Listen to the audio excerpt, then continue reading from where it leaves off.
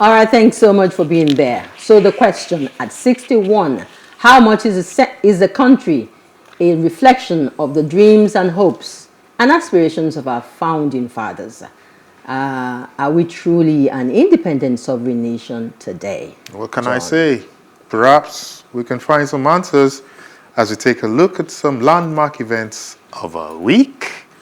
Time is so far spent. Yes. So much has been said of the happenings in the week, and with that vox pop. So I think we should just Maybe we should just roll right on. in. Yes, because our guest is actually raring to go. Okay.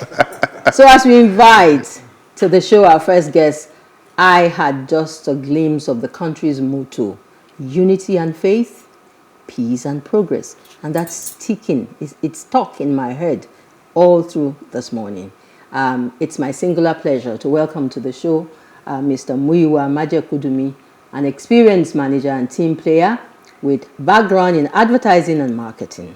He's an accomplished music and cultural promoter, artist and events manager, founder in 1999 of a very popular celebrity hangout, Jazzville, which hosted several artists, among them Fela Nicola Kuti, Abamieda himself, and Fumi, and a lot of other artists from across Africa. Yeah, as he's fondly called. I call him Jeko. Oh boy. It's called by his friends, also co-founded the Jazz African Network to promote jazz and serious African music. He's a parent, and member, and administrator with the Down Syndrome Foundation. From 2016, he started it up to 2019. Yeah.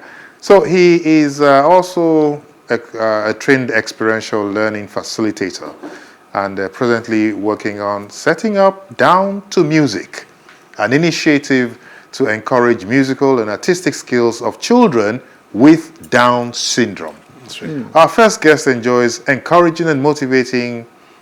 He loves encouraging and motivating others, who are in the same, call it, boat with him. And we'd like to welcome to the program a proud Nigerian, Muyiwa Majekodunmi. Thank you so much. Jeko, it's so good to see you. Thank you so much. Happy Independence. I won't tell you what. Please tell me Happy Independence, at least. I won't tell you what I posted on Facebook yesterday. Happy Independence. Okay, thank you. Independence. Happy Independence. All right, John. So, Jeko, congratulations again on our 61st Independence Day, we insist. Now, I've known you for years. I think we've become dinosaurs. We've become like dinosaurs. Yes. Incidentally, I attended same secondary school with him. Wow. And primary school, yes. Primary school with him, and we've been together ever since. So, Jeko, tell me some of the landmark memories of Nigeria as a young boy. Wow. I remember growing up in the 60s. I spent my first 3 years here in Nigeria and the next couple of years in England. I came back again. Yeah. But I remember coming back home in 1965 with my father, who happened to be a diplomat. And my then perception of Nigeria was that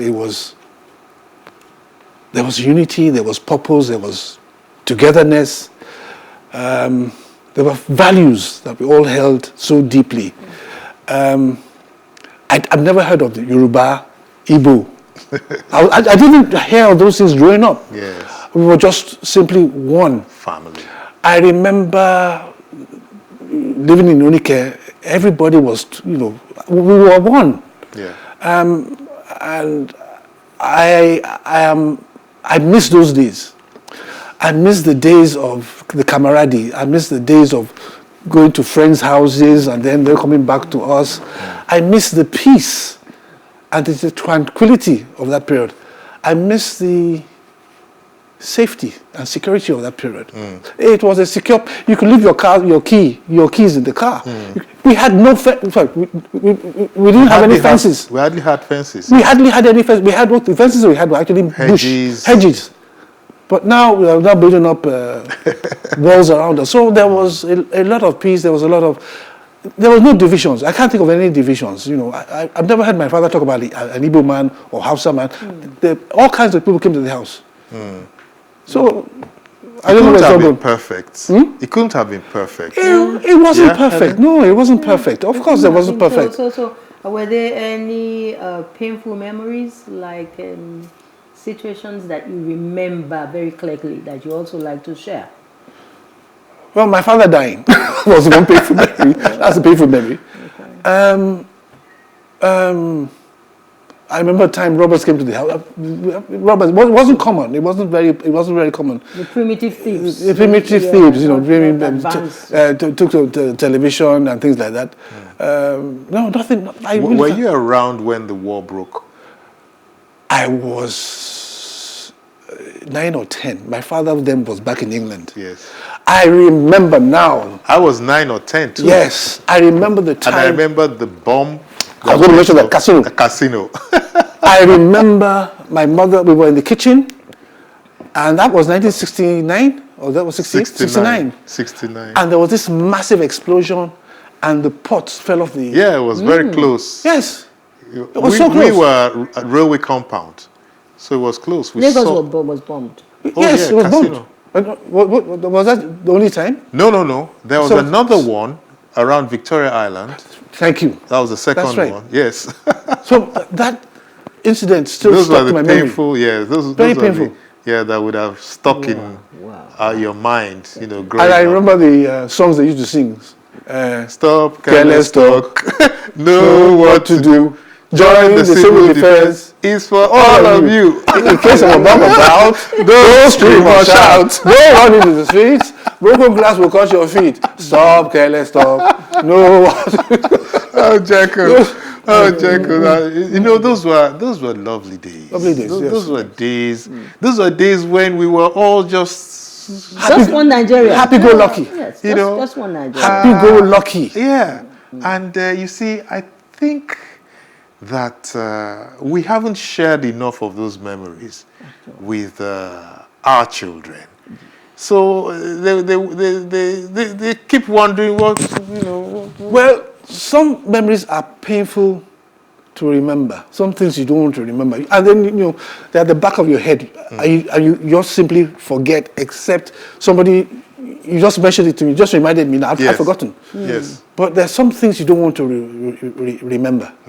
And this is one of them, because it was a painful period in Nigeria's history. And unfortunately, I'm not sure we've learned from it. I don't want to go into regional politics, but I don't think we've learned from it. Yes, it's not sure. Well, now, you most definitely were old enough to see some of the transitions, you know, in some of our systems, call it that. Maybe in sports, entertainment, technology. Would you want to remind us of some of those things? The way they transited from one stage to the other? Well, television, for instance. Television started in what year? 1963. Yes. Was it WNTV? 61 or something. Thereabouts, yes. There's been massive transitions, you know, the technological advancements, you know, computers. Yeah. I think let me talk about advertising. You remember the days we used to use Letraset? You know what Letraset is? Those were what we Can you explain that? Yeah, those were what we used to type out our fonts. Our fonts? The words. You scratch out each letter. And stick them to... it comes on a paper like that. You put it on, and then you scratch it out. And that's how we, instead of typing it. There was Letraset machine. Eventually, yes, that came out. The typesetting machine. So, today's advertising guys don't have that kind of knowledge. No. Radio production. Remember the telephones? To dial up. I remember Ray Mike Studio. Ray Mike, late Ray Mike. It was all analog. You had to retake certain takes. But with the digital studio, it's just a question of taking one and now editing. So things are really, you won't understand the kind of, it was a joy. It was a joy, it was a pleasure. It was engaging. It was engaging, but now I am not sure it's not as... the satisfactory pleasure that people get from whatever... Yes, whatever they're doing. Venture they're going into, So that has changed, you know, advertising has changed, the culture has changed, the music industry has has changed. For the better. Well, that's relative. Well, it's relative. It depends. It's more qualitative. It's more quantitative than qualitative. In terms of the message, in terms of everything. facilities, It's more commercial.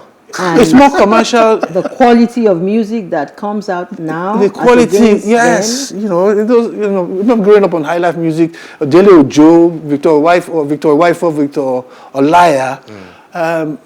I find today's lyrics a bit too vulgar. The other day I was listening, yesterday I was in the car, I was listening to somebody talking about his girlfriend and pancake and... anything is lyrics. I decide... Anything is message. I switch off. So the music has changed. Values have changed. Societal values have changed. Yeah. Praise singing is still in vogue. You mentioned a few people who, the song is all about one or two people. Yes. And the music becomes... repetitive, and boring. So and it blows, and it blows, and the artist makes a lot of money. For that word blow, that word blow, and then drop. Is a new word. It's a new word, blow, then drop. My album will drop. So it's changed. Everything's just gone on there. Let's quickly look, zeroing on the fashion and the style industry. Are there any fashion trends that you remember? Of course, fashion evolves now. I remember the thin trousers used to wear, the thin suit, Tontoni suit, and then the bell bottoms that came out, and then bags, and then platform shoes, and then high waist trousers. Thank you. So it was all fun then. And then looking back at those, when you see those photographs, and you ask yourself, tell yourself, did I wear this? Did I wear this? There's this popular photograph that's on Facebook showing three guys in their belt. I'm sure you've probably seen it in their bell bottoms. I said, I wore this. How did we ever toast ladies in those days? You felt like this is it.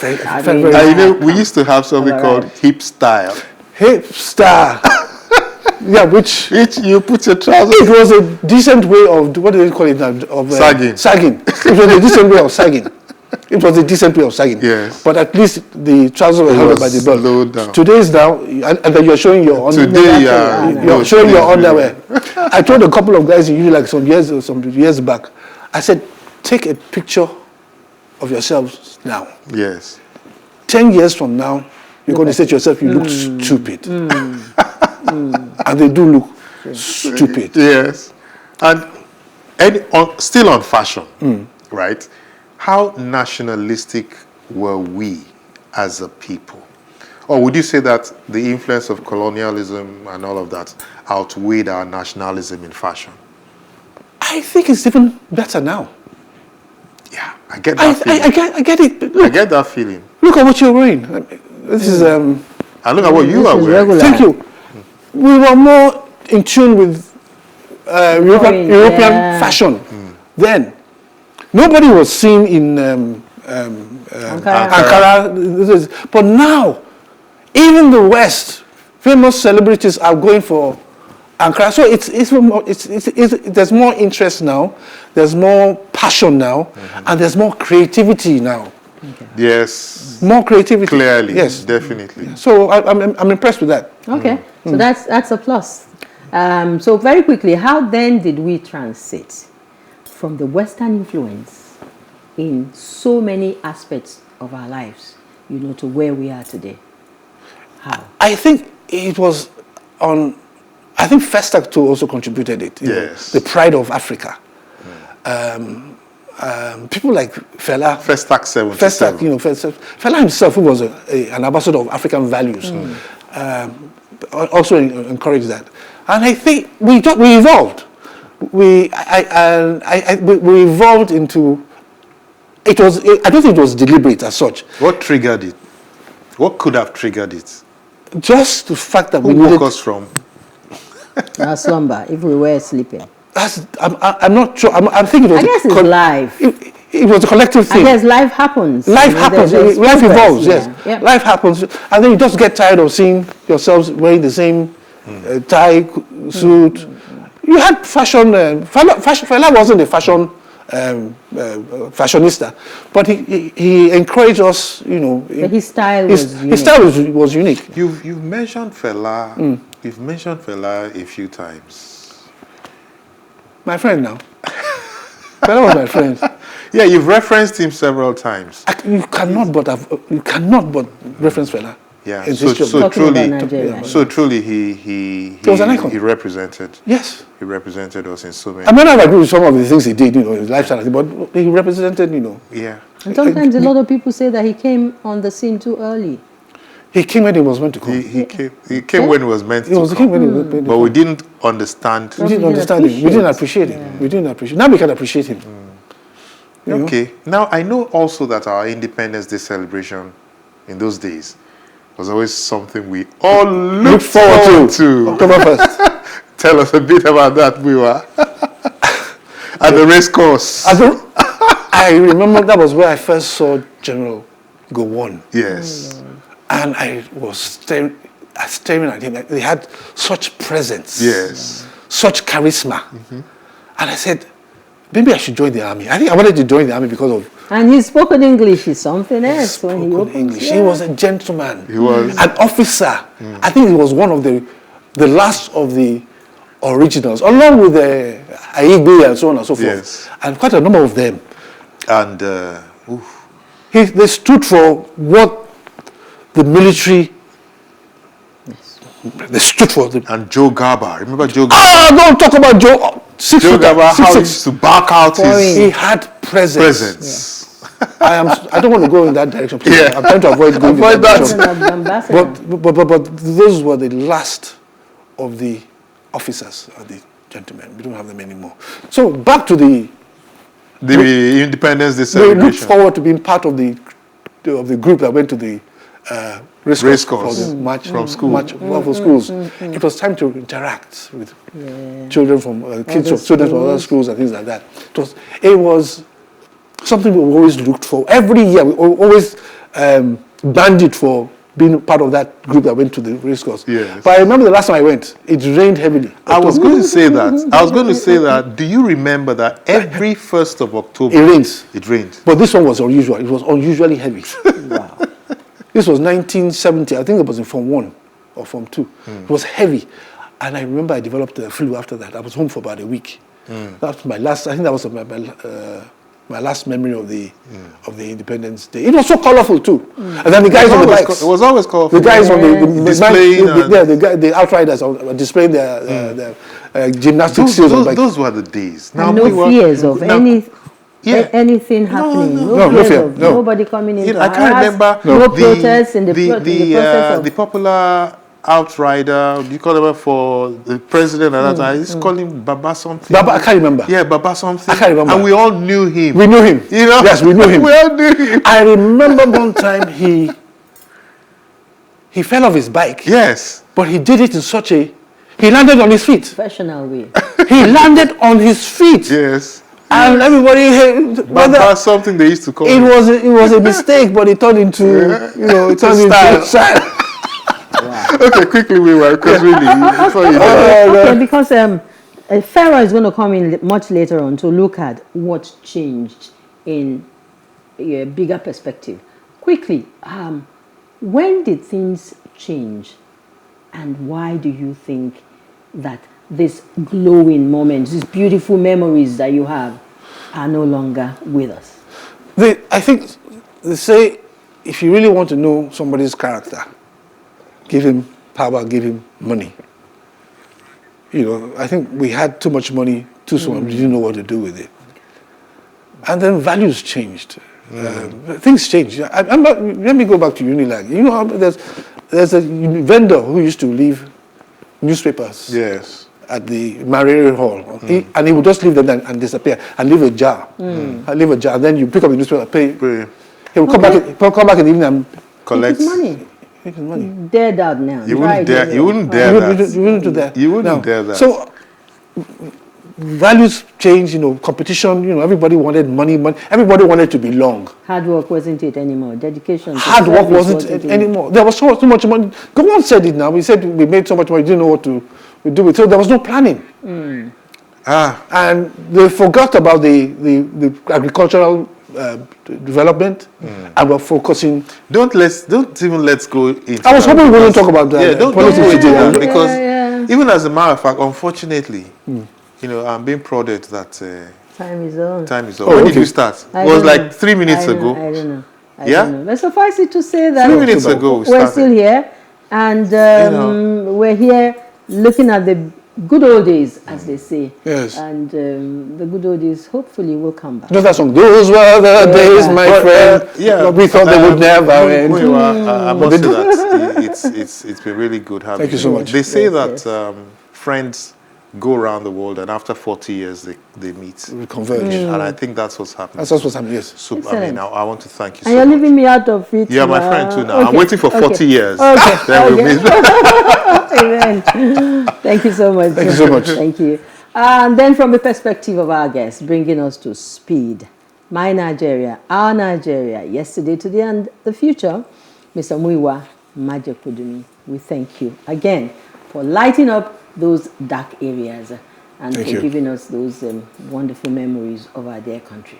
Thank you. Thank you so much. I hope I my did brother. justice. I hope I did enough justice. Thank you. Yes, thank you so much, my brother. Thank you. You know, let's continue with the reflection. You know, believing it will steer us better and faster towards the goals and the reason for our true independence. Yeah. Yeah. And moving on very quickly, let's take a break. When we come back, our second guest joins in the conversation. He is Mr. Semore Badejo. Don't go away.